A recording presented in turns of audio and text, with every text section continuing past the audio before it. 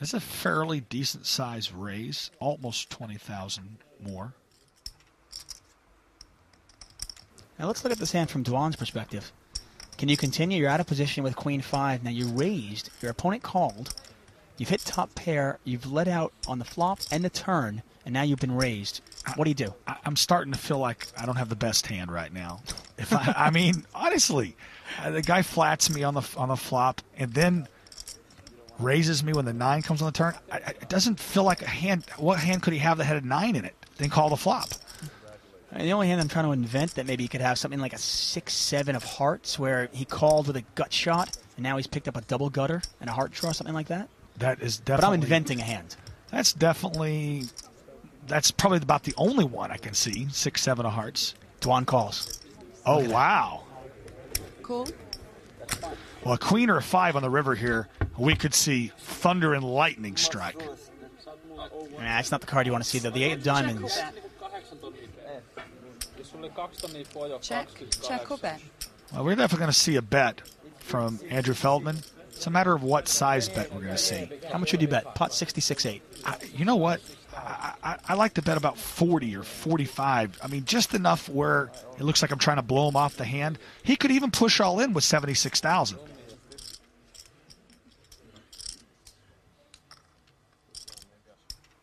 I love this pause by Andrew Feldman. Hands are shaking. Well, I tell you, if he goes for the payoff, he's going to bet about 35,000. If he wants to get paid off. 47,000. Might be a little too much to get paid off here. But Tom Dwan is capable of making these kind of calls. But unfortunately, he'll be wrong. Hero call hasn't worked real well today for anyone. Crowd is watching every move right now. They're on their feet. At least a couple of them are. 47,000 back to Dwan. The pot is 113.8. Dwan's done everything right until this hand.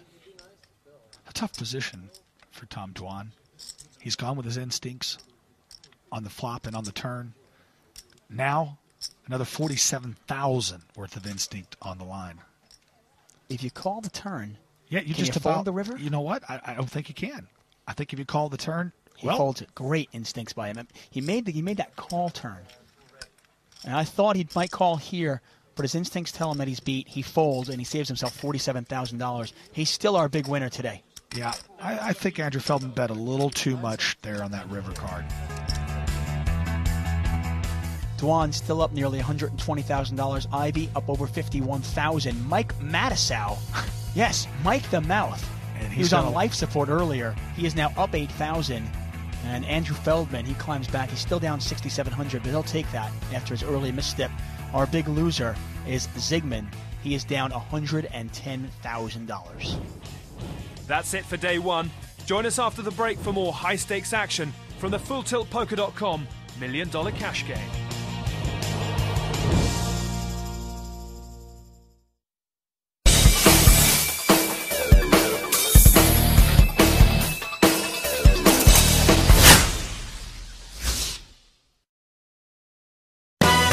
At Ultimate Bet, we constantly perfect and test our software to ensure it's the fastest, most advanced around. We consult with the best. So our tournament structure and player interface, rock like no other. But there's one test that totally cleans up at the table. One test that truly defines the ultimate poker experience.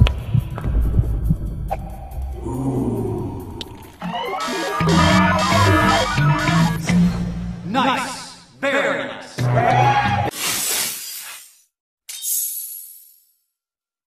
We're into the second day of the FullTiltPoker.com $1 Million Cash Game. I'm David Tuckman. Joining me in the booth today is World Series of Poker bracelet holder and Texan character. It's Robert Williamson III. Two new players join the action. One is only 21 years old. She's Norwegian superstar Annette Oberstad. She shocked the poker world when she won the World Series of Poker Europe as an 18-year-old. Our other player, Frenchman, well known in the poker world, David Benjamin. He has one World Series of Poker bracelet to his name. Was once a professional tennis player, but now he makes millions on a different green surface. I spoke with Annette before today's action, and she expressed concern. While she's a superstar in the tournaments, she feels like she's a bit of an underdog against this field. She is a great cash game player, but she's playing against incredibly talented other cash game players. She's probably not in her comfort zone in this lineup. I have a feeling, with the stack sizes being what they are, I think if they were deeper right now, she would be at a big disadvantage. I actually don't mind her playing more of a tournament philosophy in a cash game when she has a smaller amount of big blinds in front of her. Straddle's on for 1,200. We've got another straddle here. Once again, blinds are 300, 600, and 100 ante. With a 1,200 straddle. What exactly is going on with this? The straddle is when basically the person sitting to the left of the big blind decides to put double that amount on there, but they also get last action. So it's not a complete gamble because you get last action, which is definitely a big advantage pre-flop. Well, I'll tell you right now, they came here to gamble. They're ready to gamble. Raise to 3,500. We've got some big hands developing here. Annette Oberstad is going to raise it up. Straddle. She raises it up with ace-queen. Benjamin right behind her with 2 nines. Now, if we were 8-handed, you might not see as many chips go in, but 6-handed, these are monsters. Re-raise to 11,200. It's 10,900 more.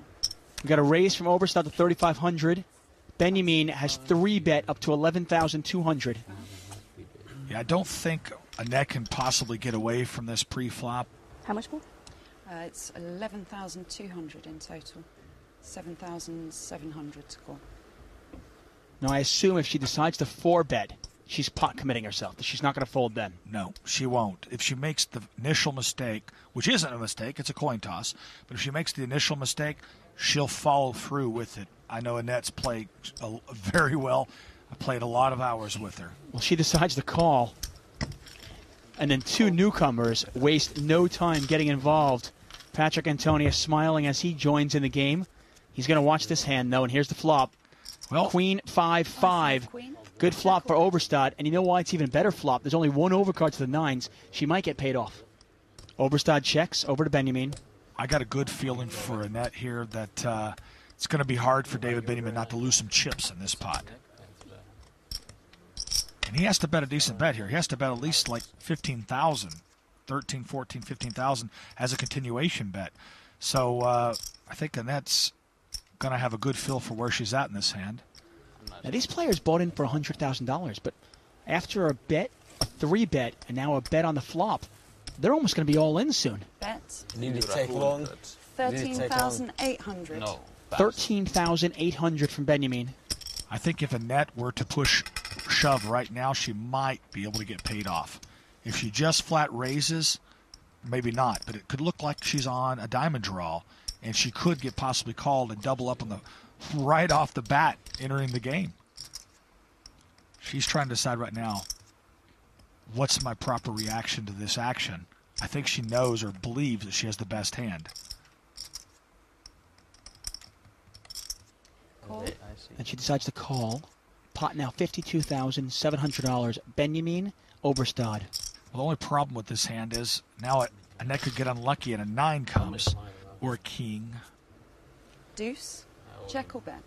Well, I'm talking about scare cards here. Come on. If you think your opponent might have an overpair, I Deuce think a hearts she's on the tracking turn. more than anything. And Oberstad now has a flush draw as well. Oberstad checks one more time. She has top pair, top kicker with the flush draw. Well, this is the moment of truth for David Benjamin. Does he believe Annette's on a flush draw? If he does, if he believes she really has a flush draw here, he's got to bet again. And then she gets his entire stack, or she lays it down if she believes David Benjamin has kings or aces, like an overpair. Especially if he pushes all in here. It's a slight time and a half to pot all in would be a tough call for Annette.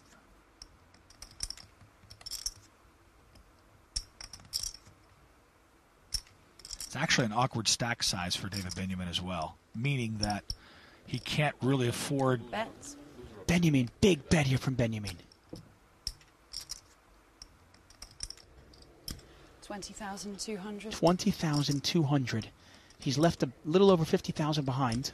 20,200 to call.